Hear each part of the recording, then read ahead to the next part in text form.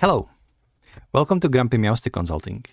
Today, I'd like to be a bit more theoretical again. I've always tried to solve problems using only what I have at my disposal. As I mentioned in the previous video, I tend to work best with limitations. However, I'm also someone who is easily distractible and overwhelmed when too many things pile up. Maybe that's why I gravitate toward minimalistic problem solving. Still, I often struggle with focus, and it becomes difficult to get things done. That's what I'd like to talk about today. How I deal with it, and what parts of my process might even help others. So first things first, we have striving for perfection versus efficiency. If you are easily distracted, you should probably try to maximize your efficiency. This doesn't mean chasing perfections. It means minimizing the waste. For example, when I started making videos, I was overwhelmed. I hated how the first take was never good enough, and it never is. But you either accept the stumbles and leave them in for authenticity or spend time editing. But you should never aim for perfection from the start, as this is rarely sustainable. Even this video is no exception. I've rehearsed several times, but I found that applying the same principles I used in other work helped me finally produce videos I was at least content with and deliver. The better you prepare, the fewer mistakes you'll make during execution, so plan ahead. The takeaway from this is don't settle for half-baked attempts, but don't paralyze yourself chasing after flawless execution either. Be efficient. Do it well enough on the first try so you don't have to redo it later unless absolutely necessary. Even if it is usually necessary to do multiple attempts. A huge hurdle is procrastination and basically your brain fighting against you. Procrastination is something that feeds itself. The more you avoid the task by procrastinating, the more dreadful such task feels. It is growing literally like a phobia. It is the same principle. The more you avoid doing something, the bigger boogeyman you are creating for yourself. So if your brain is fighting you, it's usually a good idea to toss it a bone, to trick it. Example from my life quite recently, actually. Let's say you don't want to go to your fencing class. Here is how you can trick your brain into thinking that you are actually doing less work while still going into the gym. Do not force the whole plan, grabbing my sword, grabbing all my things, going into the gym, working hard, going back, be like diligent. A lot of motivational people will tell you, just go brute force your will through it. Don't. Just don't. Sometimes you need a slack. And I'm not saying not going to the gym. That is important. Just tell yourself, okay, I don't feel like going to the gym, to my fencing class today. It's like so much hustle. But what if I just don't take my sword? It's too heavy. It's a 30 minutes walk into the gym. So I will just go without the sword. I will borrow one in the gym from Maestro. And this small compromise actually gives your brain a win. But the joke is on your brain because you still end up training. The beautiful part of these kind of little hacks is they work even if you are aware of them. Our brains operate heavily on the subconsciousness level. So even if you know that this is a trick, it doesn't stop the trick from working. So the same goes for procrastination. Sometimes the best cure for procrastination, though, is an honest break. Sit down, breathe, do nothing intentional, and just ditch the guilt. The problem with procrastination is you are going to work different tasks. You're going to wash the dishes. You're going to work on something different, some different task, something that doesn't have priority. Anything just so you don't have to do what your brain is currently not feeling like doing.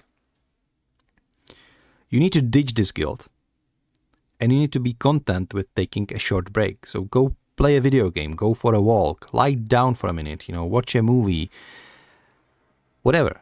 Just do not work on different tasks and do not feel guilty about not working on the task that you should be working on. Stop pretending to be productive when you are not.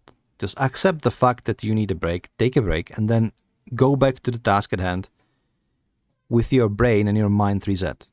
That will help you a lot. Another thing that is probably the biggest issue for me is analysis by paralysis. Well, the other way around. Paralysis by analysis.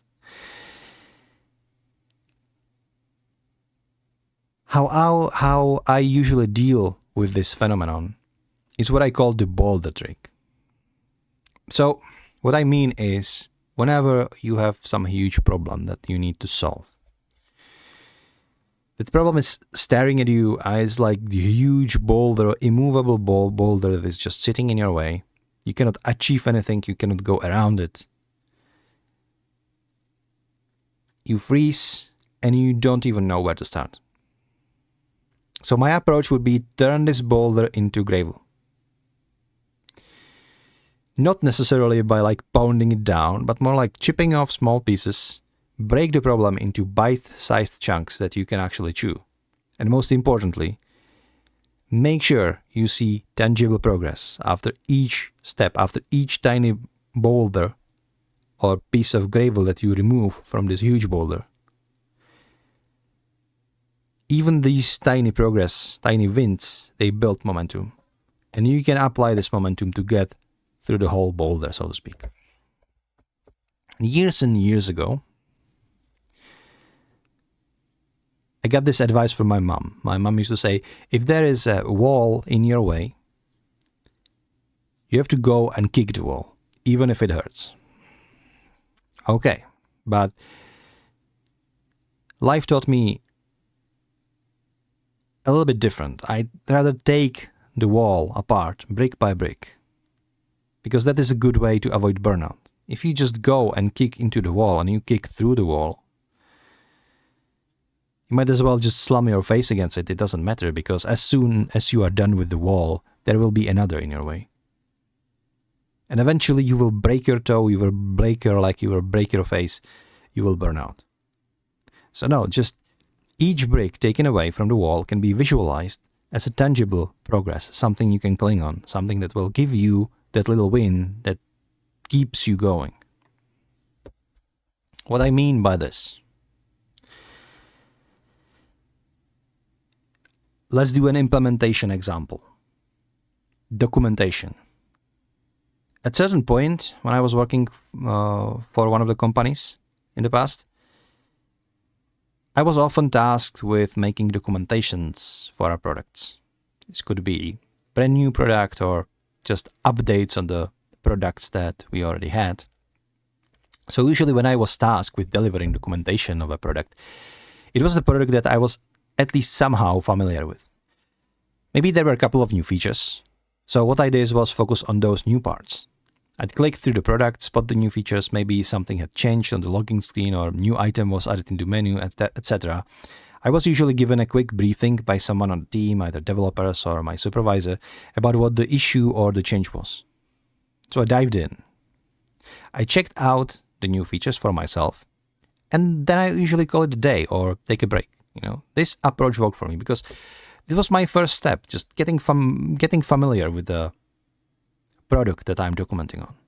This is one step, one little brick that can be perceived as tangible progress, because now I know what I'm talking about. Now the next step would be to repeat the process, but this time with a simulated scenario in mind. I wanted to make a proper documentation, so I'd imagine I was a new user trying to go through the product from the start. And this scenario, from beginning to finish, would tell me more about the product and how I should approach documenting such a process. So let's say I wanted to log in into the product. I go through the process myself, take screenshots on every step, only the parts that were new or relevant to the scenario that I was trying to simulate. unless something was too implicit to skip it, then I wouldn't take a screenshot naturally. So for example, typing in credentials, pressing enter, I just take a screenshot of the login screen and move on. After logging in, I'd capture the welcome screen, I'd open the menu, take the screenshot showing the new feature, and so on, step by step, documenting the entire process using these new features. This gave me a few imagined scenarios of what an end user might want to do. I'd go in and document those by screenshotting everything relevant. Now, if I was doing documentation from the scratch, this process would be exactly the same, except I wouldn't be focusing only on new parts, but on the product as a whole. But still, I would know what to do. I'm just doing screenshots of various processes that realistically need to be documented. Only that, only screenshots. Again, this is the brick 2, tangible progress. I have screenshots now. Then the next day or the next hour after a break, for example, depending on how I was working with the time or at the time, I would come back to those screenshots and start writing text descriptions for each of those screenshots. Basically, what I was doing, where I was in the product, why it mattered, etc. That would be third brick. When I was done with the descriptions, I would start smoothing it out and turn those descriptions into instructions or just literally visual descriptions under the screenshots themselves, building the structure of the documentation. And with every step, I had something tangible, screenshot, descriptions, and eventually even coherent layout of the whole documentation. All of those were giving me a sense of progress, and I knew I wasn't stuck in place. Each piece of progress was visible. If I'd familiarized myself with the product, I could say, now I know what I'm talking about. If I had screenshots, I didn't need to log in again unless I needed to double check something. I had a structure to follow. The next step was just making it complete. Adding clearer instructions, better formatting, section, headers, and so on and so on. Eventually, I had full framework of the documentation. And that is progress. Every time you complete a step like that, you can actually see it, and that helps you push forward. None of these tasks feels impossible on their own. But if someone just tells you make a documentation, and the product is complicated, it feels like too much. You know you'll do it, but the question is, where do I even start? So just break it down into smaller pieces. This is why you need this structure. Each step gave me something tangible, a visible result to look at, that made it easier to keep going. The final steps are about refining, cleaning up the layout, improving formatting, adding headings, and suddenly the documentation is done. It might have taken some time, but throughout the process, you were present. You were just doing what needed to be done in that moment, and it was manageable. That's how you hit the goal, in the reasonable time. This was just a small example, but I've used the same approach while leading implementation of project management software for companies with very specific needs. Their systems were often unusual, so I had to slow down, sit with it, and do real analysis. And even then, I always needed something tangible, some tangible results, being notes, screenshots, drafts, or at least meeting with a customer, with a client, and talking things through, giving my insights, etc. But always something that you can look back and see, I have done this today. I am moving forward. This is really important. Seeing progress in intangible work is somewhat of a necessity, for people like me at least. Now, why a lot of people, including me, need something tangible whenever we are creating such a complicated work, especially in branches like IT. Whenever I would be, for example, construction worker, and I would be building stone fence around somebody's property, which is the work that I have been doing when I was 18 as a part-time job in summer. Such work is hard, but you do not have to fight your brain over it. You know what you're doing. So you were paid to build a stone fence around the property. So in the course of one day, What you done was you were digging out the foundation, you would build 4 pillars, and you would make a wall between those 4 pillars. It's undeniable that you've made something. Each brick that you lay down while building this fence is progress that you can get behind, that your brain can comprehend as a real progress. It is something that you've already seen every time. Every time you're going home in the evening, you know the work you've already done because you've physically seen it. In IT and similar abstract professions, it doesn't really work this way most of the time, especially if you're in a position of a consultant, unlike, for example, developer. Because developer, they sort of have their tangible things. If you are a developer, it is your code, right? You know how much code you have written, so you can at least somehow track your progress. It is something tangible because you know you have this code that you have written. It is not quite the same as building a fence, for example, but it is something. However, working as an analyst, methodologist, consultant again, or one of professions that are similar to these, you're just working with theoretics most of the time, and your results are basically very, very intangible. I would say a lot of times. Not in a sense that you wouldn't be delivering anything, but in a sense that you don't really see your progress. And if you are working as somebody, for example, support central, you're working as a support operator. In operations, you work with never-ending income of tickets. They just keep going, tickets, requests, incidents, and you don't really see tangible results. Like most of the time, when you see the number of closed tickets, that's all. This could be argued that this number of closed tickets is something tangible, but for your brain, it really isn't. I'm talking from experience here.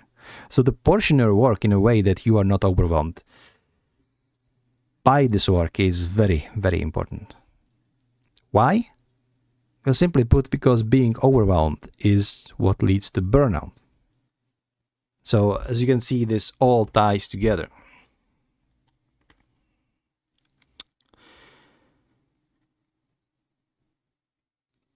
So to sum this up, what you want to do, if you want to get somewhere, if you feel overwhelmed or do not know where to start, you should always focus on these 3 things. First, maximize your efficiency. I want to have everything correct, just so I don't have to go and fix it again. That's one thing. Don't do silly mistakes. Just double check everything before you hit enter. I would say weaponize your laziness. Do everything correctly so you don't have to retrace and repair.